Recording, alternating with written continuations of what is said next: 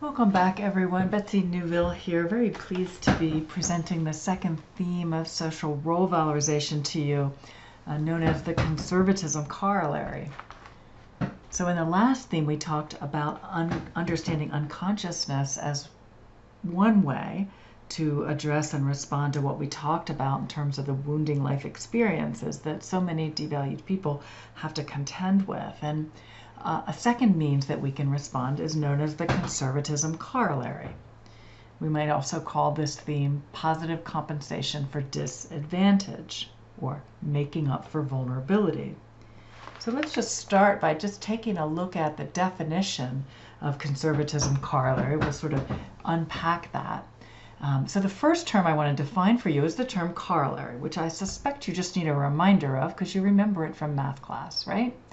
So a corollary is a proposition that follows from another proposition that has already been proved. So it's an inference or a deduction, anything that follows from another as a normal result. So a good example of this is if you go out walking in the rain and you don't have an umbrella, then you'll get wet. So it's an if this, then that scenario. Now, conservatism, in the way that we're using it here, doesn't have anything to do with political conservatism, right? You know what that means in the popular definition. But we have a very different meaning for it. What we mean is trying to make available for people the most valued option, particularly for a person who has a devalued status. So of a range of available options, trying to make available to people the most valued option. So when we use the term conservatism, we're using it in the sense of the least risky or the most likely to succeed in someone's life. Now, before we talk about how this idea of bending over backwards, and by the way, let me just give you a couple of colloquialisms that kind of represent the meaning of the conservatism corollary. One is not just making the playing field level, but tilting it to give people who need it the most a positive advantage, or helping someone have the upper hand, or giving someone a leg up, or tilting the scales in favor of devalued people to give someone a positive advantage. So those are all kind of phrases that point to the meaning of the conservatism corollary. But before we actually talk about how you might use this idea practically in the lives of people who you know, it helps to just first talk about some of the assumptions that lie behind it, because those assumptions are what give the conservatism corollary its power, what make it really make sense as a strategy to combat devaluation. So let me walk you through just some of the assumptions. First of all, we assume that most people do have some wounding experiences in their lives, and I bet, if we polled everybody in this room, we would find a fair number of us have had significant relationship discontinuities, right? We've lost people we really love, maybe husbands and parents and good friends, So we have certainly experienced, all of us, some sort of wounding in our lives. But we would say to you that devalued people, that there are some significant differences between valued and devalued people in this regard. We would assert to you that devalued people live in a state of heightened vulnerability.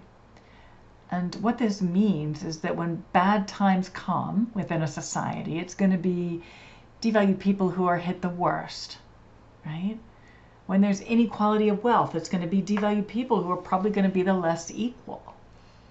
If there's injustice, it's going to be devalued people who get treated the least fairly, and they're likely to bear that injustice. So it's really important to understand the knife's edge that many devalued people live with. Now, there's some reasons for this heightened vulnerability, and let me talk a little bit about what that looks like. First of all, devalued people might be a member of a group or a class that in and of itself, the whole class is devalued, so subjected to all sorts of stereotype. And what that means is a person has to fight the stereotypes of the whole group that they're seen to belong to before they can even begin to fight for themselves. So I think about, a really good example of this is Ray Gagne, a man who worked alongside the staff at the Keystone Institute for many years in the role of a corporate trainer. So he provided new employee orientation, all kinds of workshops, and he also had cerebral palsy. And so honestly, like every time he stood up in front of a new group of employees come, to the training, he would have to spend sometimes the first 15 minutes or so trying to convince people or clarify for people that he wasn't sort of a client of the service, that in fact he was an employee, one of their coworkers, and a trainer for Keystone. So just think about how that makes you vulnerable. You have to spend your time and energy and expertise and skills, trying to convince people. Well, that sucks away people's energy, right? And it's a vulnerability that I have never had to contend with. I don't have to do that. So just one example is that a lot of people's energy gets spent fighting stereotypes instead of actually living their lives. It's also true that many devalued people have experienced wounding over and over again, relentlessly, sometimes from birth onward. And that is a profound kind of wounding, and a man I knew and have known for many years, Joe, his experiences have been like that, he was born to parents that abused him terribly. He was removed from his crib covered with cigarette burns at 18 months old. He was placed with a foster family who were not a typical foster family. In fact, they ended up adopting him. But they also were foster family or adoptive family to 34 other children, and at that point, adults in and out of that household. So this was a long ways from a typical family experience. And once he got there, he was sexually abused. He wasn't paid attention to. He was sent to an institution for the first time at 9 years old. He stayed alive despite being brutalized at that institution by just acting as bizarrely as possible so people would stay away from him. After a class action lawsuit to close that institution, and he was actually one of the plaintiffs represented in that class action suit, he was literally the last person to leave, and he'd nearly been forgotten in terms of his transition plan. He was eventually moved to a group home where he moved 4 times in 6 years. Talk about discontinuity of physical environment. He was left for dead in a hospital hallway after trying to kill himself, where his whole support staff quit when they learned he was coming back to his home instead of going to a nursing home, where after returning home, he was brutalized by a direct support worker who arrived to work drunk, beat him up, and we found him bloody and in the fetal position, curled up into his bed. And now in Joe's life, he's subjected to the wounds that, many people in group living experience, people who commit to you and then leave, people who don't understand you, and being sent to jail as a natural consequence, being deserted by your family.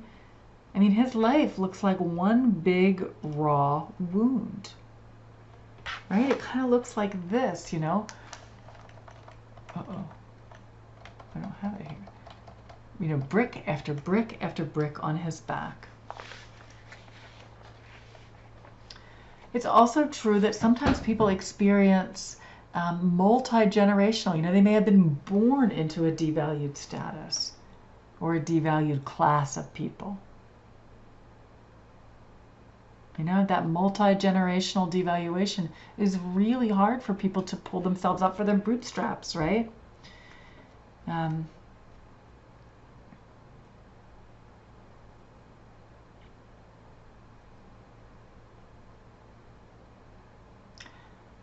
And people are likely to suffer multiple wounds and really stressful lives.